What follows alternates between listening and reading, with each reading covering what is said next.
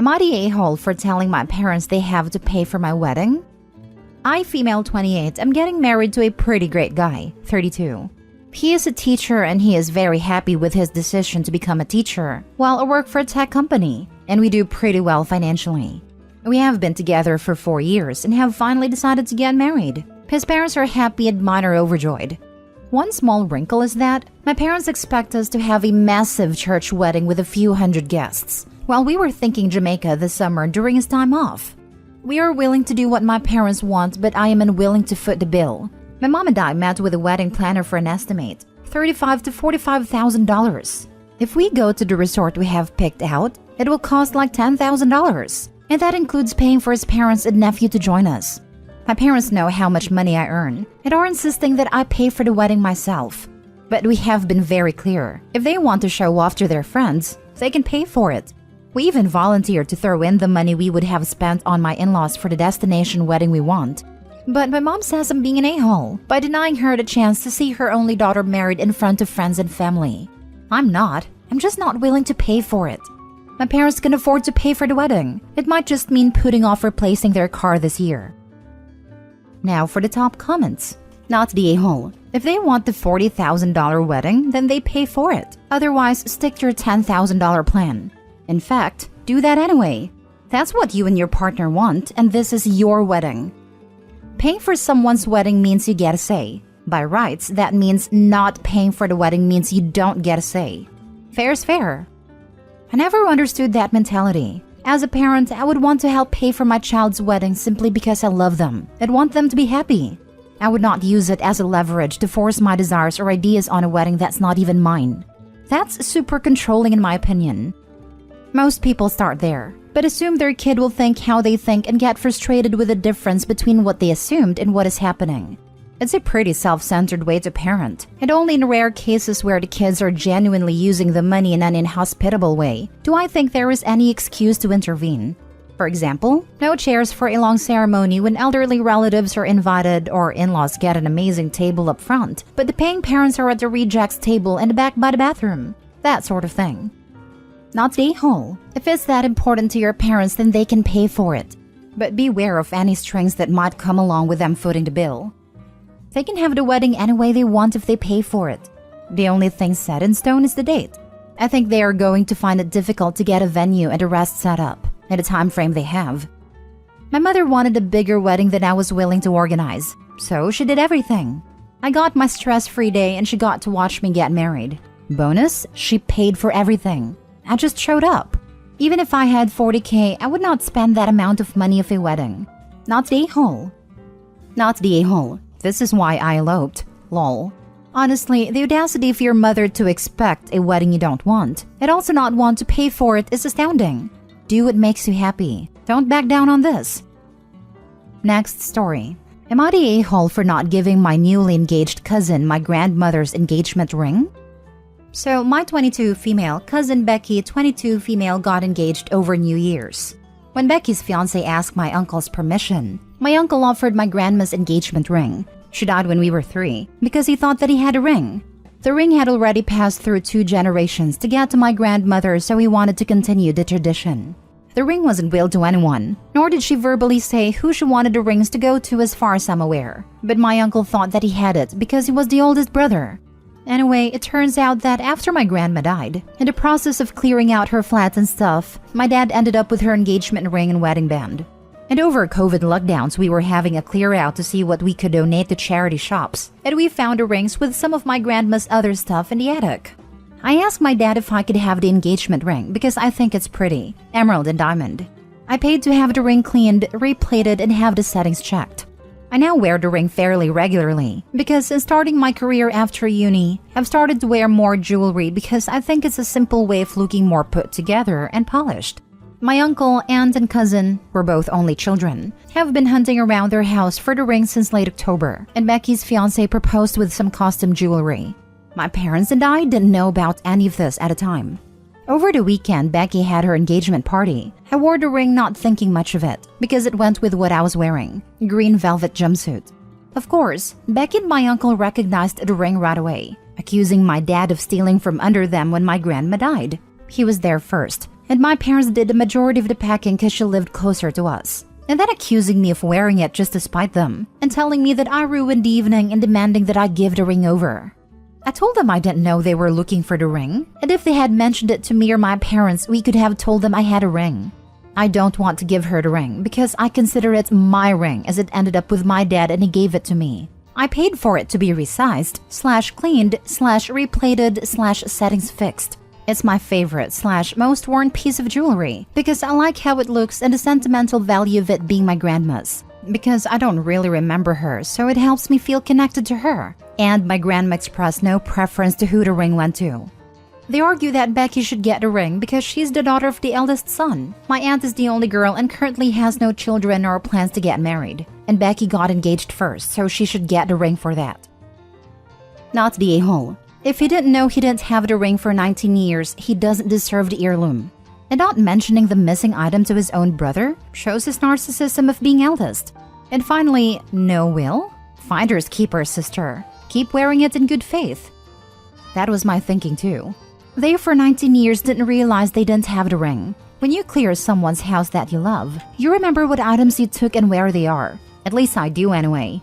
Would be interested in what a court would rule, as the argument would likely be that it's been safely in your dad's possession for years, was given to you by your dad, and you invested in having it made to fit you and be restored. I would be surprised if a ring was suddenly taken to give to another sibling's daughter who has got engaged first. And Opie acquired a ring in good faith as well. It's passed to a third party who actually spent money on it in reliance of the previous owner's representations. Many common law countries will likely recognize Opie as having some equitable interest in the property. Don't worry about such comments, Opie.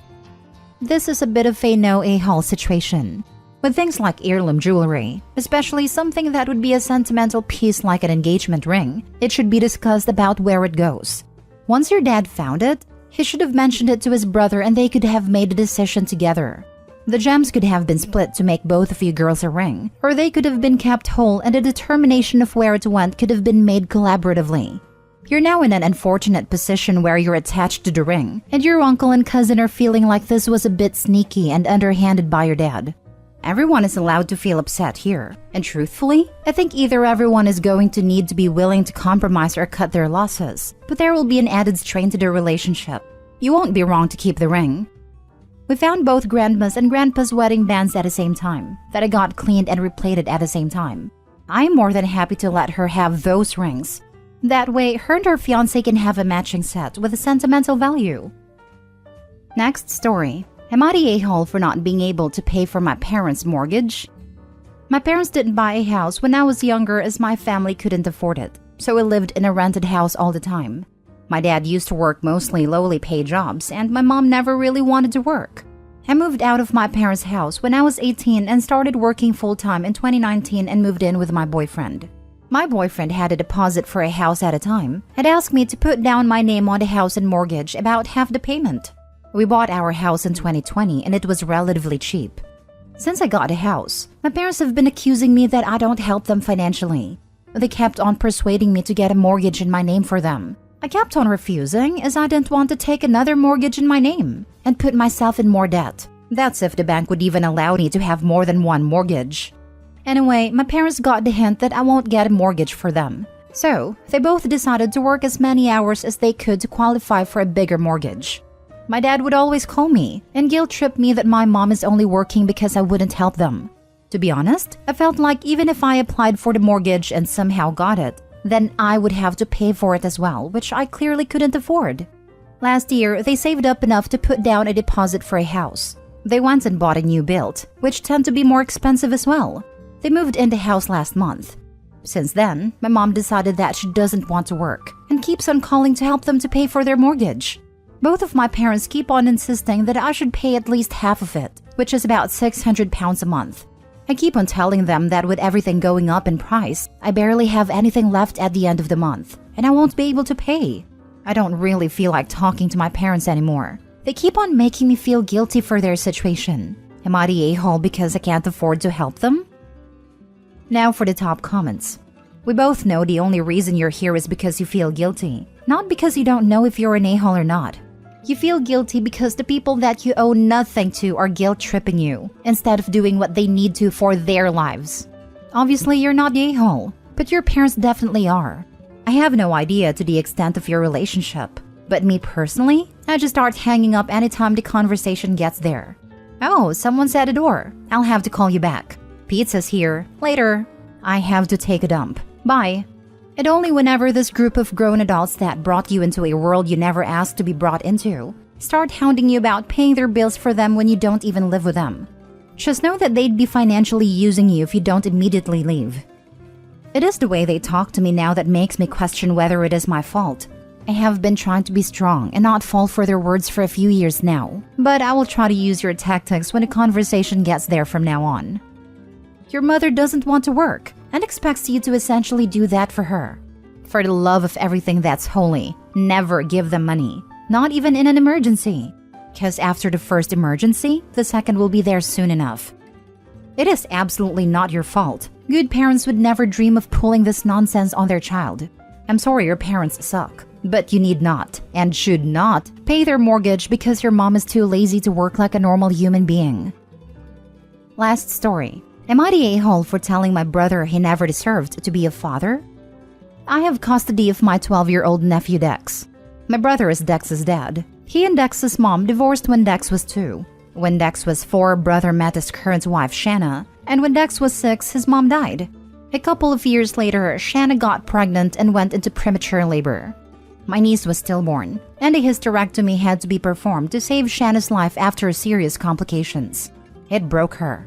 She was lost, and in her grief, she attempted to cling extra hard to Dex and have him be the child she could no longer have biologically. But Dex was not Shanna's biggest fan, and he did not want to just sit with her all the time and pretend she was his mom. My brother decided Shanna should adopt Dex. He was so hard on Dex for wanting to hang out with friends or for being in his room instead of around Shanna. She became more and more possessive of Dex. My husband and I noticed, and we stepped in to try and help. But my brother became angry and kicked us out and told us we were not helping Shanna. For several months, Dex was cut off from the rest of the family and went through a lot at home. In the end, he had a huge outburst in school, and CPS became involved. And from there, Dex was removed from my brother and placed with my husband and I. It was supposed to be temporary, but my brother failed repeatedly to change how he treated Dex. At that point, he was treating his son like he was the worst person in the world. Dex told me his dad called him evil after everything that happened with Shanna. He even told him he'd hate Dex forever for not helping her, when he could easily. It seems Shanna eventually did seek help, and my brother decided this was enough to get Dex back, but CPS and the judge disagreed. He then cornered me at Christmas and told me that he deserved to be back in his son's life, and that we were punishing him for parenting decisions that many others would make in his shoes. Meaning trying to force his kid to become his wife's kid, to gloss over the loss of her own child and her ability to have a child in the future. I told him he didn't deserve to be a father after the way he treated his own child. I told him Dex should have always been at the forefront of his mind, that he never should have verbally mistreated him for not faking things for Shanna. I said as a husband, he should have gotten her some real, professional help. And he should have supported his son in saying he didn't want Shanna to become his new mom, instead of calling him evil. Instead of telling him he was disgusted with him or comparing him to a historical figure who was responsible for the deaths of so many people. This actually happened on multiple occasions. I told him he should be ashamed of himself and leave Dex to live a happier and healthier life without him. My brother was furious. He even attempted to confront me again at work. A friend of his actually told me I should have been more understanding, and even if I'm angry, it was too harsh to say he didn't deserve to be a father. Am I the a-hole? Not the a-hole. Their behavior was so problematic that CPS had to remove him, and he then repeatedly failed to change his behavior thereafter. It's good Shanna's getting the help she needs, but it sounds like your brother still needs a fair amount of help too. Until then, do what's in the best interest of the child. I hope they don't decide to adopt or foster. They would both be terrible parents. The brother is incredibly cruel and abusive, while Shanna is too fragile and unstable. Having an open or even a history of CPS would prevent you from being a foster care parent, at least in the area I am from. Hopefully private adoption agencies operate in the same manner. Not the a-hole. It seems to me your brother needs more help than his wife. Ask him to go to therapist. Were your words not polite? Yes. Was it justified? Definitely. That was what the courts ordered him to do when Dex was removed. He never went to a single appointment. Wow, then you're definitely not the a-hole. I can't believe how incredibly selfish and immature your brother is. While I understand your brother is panicked to try to help his wife who has just a miscarriage, forcing a very young child to be responsible for a stepmother's mental well-being is not the way to go about it. I am incredibly sorry for Shanna's loss, and I'm glad to hear that she's getting help. But it's clear that your brother needs help too. I do think that a gentler conversation should be pursued about him getting help, from you or from friends/relatives that he's comfortable with. That being said, you're not wrong to want to protect Dex from it all. Not the a-hole, but your brother needs help, and maybe Dex needs to be made aware of what's happening in a way that'd be comprehensible to a 6-year-old. He's 12 now, and he was aware of what was going on with them.